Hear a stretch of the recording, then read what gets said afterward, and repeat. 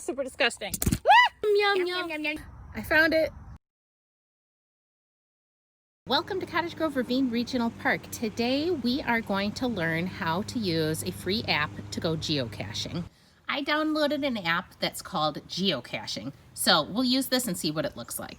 I opened the app and you can see a blue dot flashing where we're standing. We're in the playground right next to the lake, and there's a number of caches that we could look for. I'm going to click on one that is colored green, and we will see what we can learn about this one. Its name is Tree Wart. If I click on the button that says navigate, we find out that it is 0.3 miles away from where we're standing right now. And you can see the orange line showing where the cache is located in relation to where we are, what direction we would have to go. Scroll down a little bit more and you can click on the description to learn more about the cache. This one is hidden in a camouflage container and it says bring your own pencil. Normally this would be the easy part. We just got to the beginning of the trail, but there was some construction, so we had to kind of bushwhack through the woods to get here, and now we're going to navigate and see if we can find our way to the cache. So Cottage Grove Ravine Regional Park, it's part of the Washington County Park System, and it's also the location of some major park improvements, some in partnership with the South Washington Watershed District. The Watershed District has been working for about 20 years now to create a pathway when there are large rain events in southern Woodbury and northern Cottage Grove for the rain water, if it's a huge rain event like a 100-year storm, to be able to get down to the Mississippi River without flooding any homes. And so they did some work in the Cottage Grove Ravine Regional Park to stabilize the big ravines so there wouldn't be erosion when water eventually comes through here. We've been hiking through the woods for a bit, and if I take a look at my app, I can tell that we're getting very close. We are just over 300 feet away from the hidden cache, and we're gonna start looking at trees, see if we can find one that has a big wart on it. And here is the warty tree that we're pretty sure is where the cache is hidden, and we can't go in to find the cache because all the goats are in there and there's a fence keeping us out. Buckthorn is a non-native invasive shrub that originally came from Europe and has overtaken a lot of the woods here in Minnesota. There's goats. I know, and we've been trying to figure out ways to control the buckthorn. It's really hard because you pull and pull and pull, you treat, you end up using a lot of herbicide sometimes. And then we discovered that goats are on natural control, and so this is something that they're trying out in a lot of the Washington County parks and Lake Elmo Regional Park, and also here at Cottage Grove Ravine. It's pretty cool. Hey goats. Yum yum yum yum yum yum yum yum yum yum yum yum yum yum yum yum yum yum yum. I'm going to show this to you again.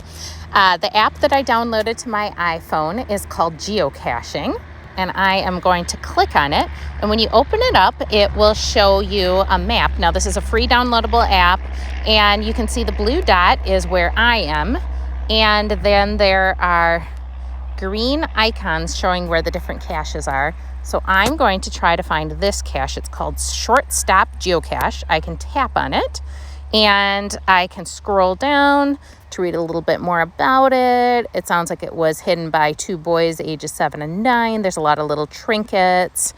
And then I can navigate.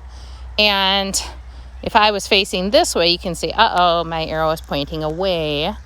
I have to make my arrow point to the cache. And then I will start walking, and it will tell me as I start to get closer. All right, so I was able to walk on the trail for a little while, and now I've reached this place where I'm clearly going to have to go off trail to be able to get to where the cache is. So here's me starting to bushwhack my way into the woods. You can see my little dot, and I'll go to a regular screen so you can see what it looks like now. I'm just bushwhacking completely into the woods now.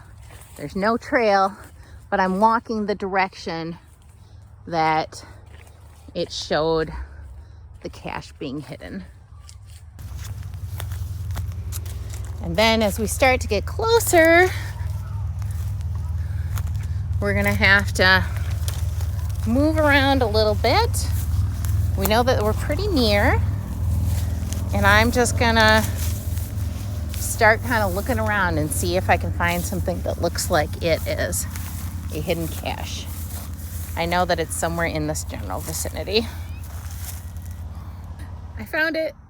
All right, it's pretty well hidden. I almost didn't see it, but look there's a little container. It's covered in some camel paper, and we'll open it up and find out what's inside. All right, try to do this fast because there's a whole bunch of, oh my God! Oh, that was super disgusting. Ah! Too funny. Well, let's just say that I had a bad luck day of geocaching. We made it to both of the locations where the caches were hidden, and the first one was surrounded by goats and behind a fence, and the second one was infested with ants. But nonetheless, it is a fun activity that you can do on your own or with your kids, and there are literally geocaches hidden everywhere. They're all over. They're not just in parks, they're all over in basically every city in the area.